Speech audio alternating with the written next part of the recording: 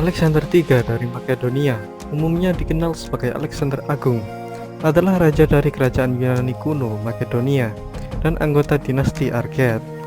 Ia dilahirkan di Pella pada tahun 356 sebelum Masehi dan menggantikan ayahnya Philip II ke atas tahta pada usia 20 tahun. Ia menghabiskan sebagian besar masa pemerintahannya pada masa yang belum pernah terjadi sebelumnya, seperti kampanye militer melalui Asia dan Afrika Timur Laut, dan pada usia 30 tahun, ia telah menciptakan salah satu kekaisaran terbesar di dunia kuno, membentang dari Yunani ke India Barat Laut. Ia tidak terkalahkan dalam pertempuran dan secara luas dianggap sebagai salah satu komandan militer paling sukses dalam sejarah. Dan berikut ini adalah kisah riwayat hidup Alexander Agung selengkapnya.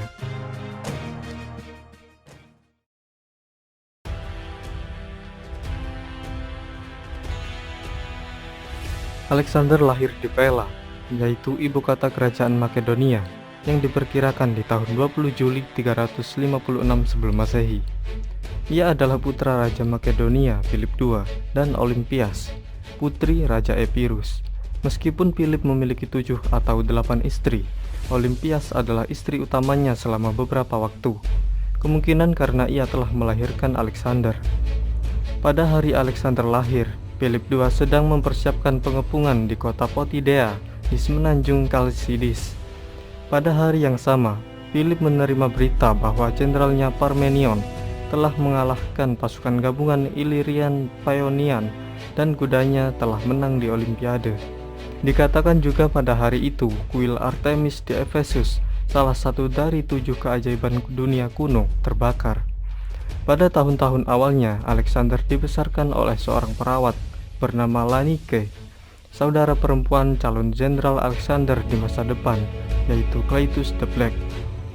Kemudian di masa kecilnya, Alexander dibimbing oleh Leonidas yang masih kerabat ibunya dan oleh Lysimachus dari Akarnania. Alexander dididik dengan cara para pemuda bangsawan Makedonia saat itu, seperti belajar membaca, memainkan kecapi, berkuda, berkelahi, dan berburu. Ketika Alexander berusia 13 tahun, Philip mulai mencarikannya seorang guru, dan pada akhirnya Philip memilih Aristoteles dan menyediakan kuil Nympha di Mysa sebagai ruang kelas. Sebagai imbalan untuk mengajar Alexander, Philip setuju untuk membangun kembali kota kelahiran Aristoteles di Stagaira yang telah dihancurkan oleh Philippus. Mysa merupakan sekolah asrama untuk Alexander dan anak-anak bangsawan Makedonia seperti Ptolemy, Hephaestion, dan Cassander. Banyak dari siswa ini akan menjadi teman dan jenderal masa depannya dan dikenal sebagai sahabat. Aristoteles mengajari Alexander dan teman-temannya tentang kedokteran, filsafat, moral, agama, logika, dan seni. Selama masa mudanya, Alexander juga berkenalan dengan orang-orang buangan Persia di pengadilan Makedonia yang diberi perlindungan oleh Philip II selama beberapa tahun karena mereka menentang Artasastra III Raja Persia.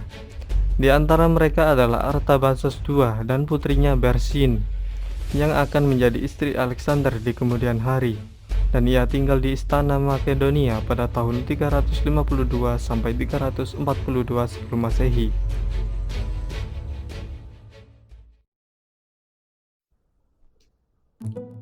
Pada usia 16 tahun, pendidikan Alexander dengan Aristoteles berakhir.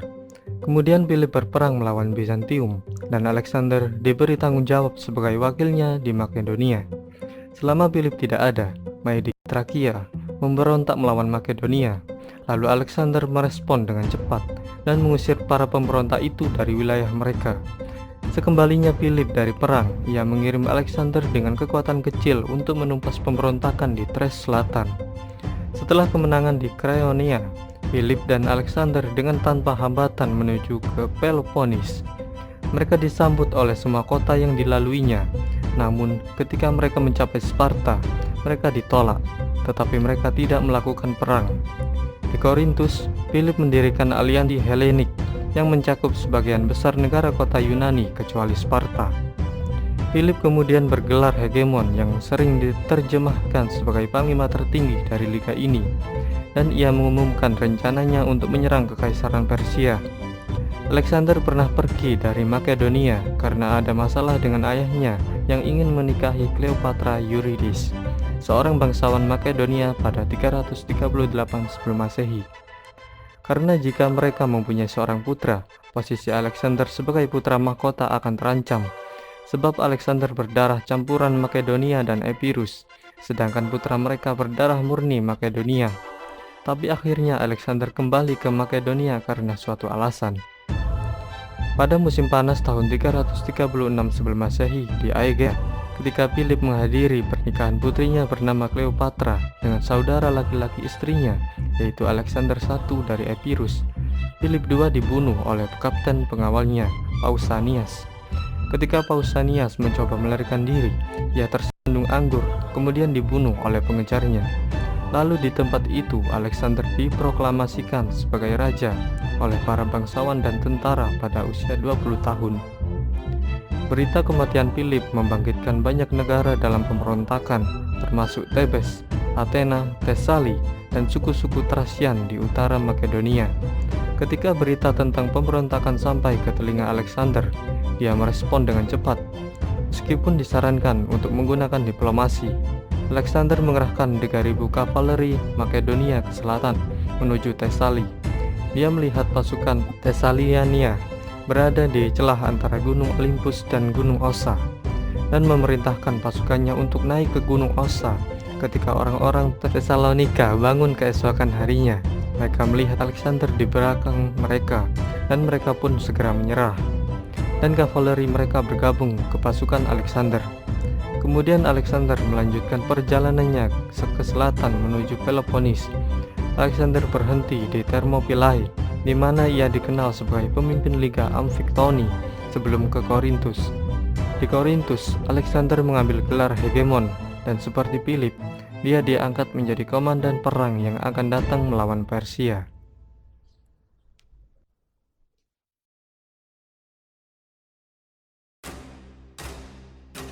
Sebelum menyeberang ke Asia, Alexander ingin menjaga perbatasan di utara.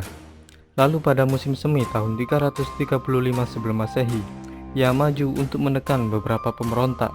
Mulai dari Amphipolis, ia melakukan perjalanan ke timur, tepatnya ke negara Thracian.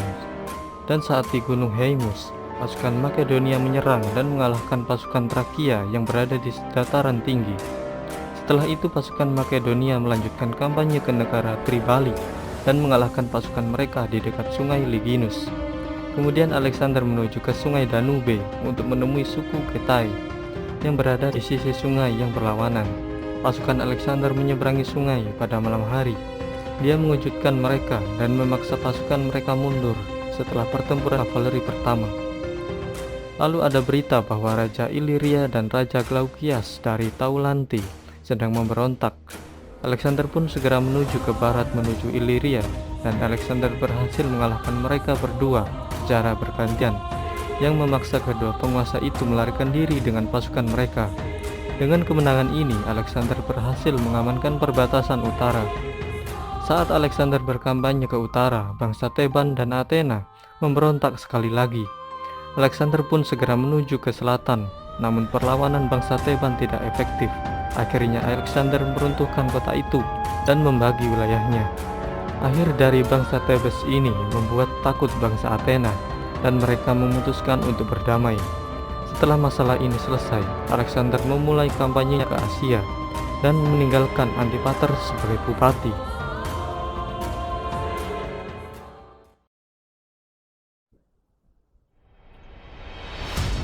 Alexander mengambil alih proyek invasi ayahnya ke Asia. Tentara Alexander melintasi Hellespont pada 334 sebelum Masehi dengan sekitar 48.100 tentara, 6.100 kavaleri, dan 120 armada dengan jumlah awak 38.000 yang diambil dari Makedonia dan berbagai negara kota Yunani, tentara bayaran, dan perekrutan tentara dari Thrace, Paeonia, dan Iliria. Ia menunjukkan niatnya untuk menaklukkan keseluruhan kekaisaran Persia dengan melemparkan tombak ke tanah Asia saat ia baru sampai di sana, dan mengatakan bahwa ia menerima Asia sebagai hadiah dari para dewa. Hal ini juga menunjukkan keinginan Alexander yang jelas untuk berperang. berbeda dengan ayahnya yang memilih jalan diplomasi terlebih dahulu. Setelah kemenangan awal melawan pasukan Persia pada pertempuran Danikus, Alexander menerima penyerahan ibu kota provinsi Persia dan perbendaharaan Sardis. Dia kemudian melanjutkan sepanjang pantai Ionia dan memberikan otonomi dan demokrasi ke kota-kota yang dilintasinya. Di selatan, tepatnya di Halikarnassus, di Karia, Alexander berhasil melakukan pengepungan besar-besaran pertamanya dan akhirnya memaksa lawan-lawannya, Kapten tentara bayaran Memnon dari Rhodes dan gubernur Persia dari Karia Orontobate, untuk mundur lewat laut. Alexander menyerahkan pemerintahan Karia kepada seorang anggota dinasti Hekatomnid. Dari Halikarnassus, Alexander melanjutkan kampanye ke Lycia yang bergunung-gunung dan dataran Pamfilia dengan tujuan menguasai atas semua kota pesisir dan memerintahkan untuk menolak pangkalan angkatan laut Persia. Dari Pamfilia dan wilayah pesisir seterusnya tidak memiliki pelabuhan utama. Kemudian Alexander menuju ke pedalaman. Di Termessos, Alexander bersikap rendah hati dengan tidak menyerbu kota Pisidian. Di ibu kota kuno, Phrygia Gordium, Alexander membuka kancing Gordian Knot yang sampai saat itu belum ada yang bisa membukanya, karena menurut penduduk setempat, ia menunggu Raja Asia di masa depan.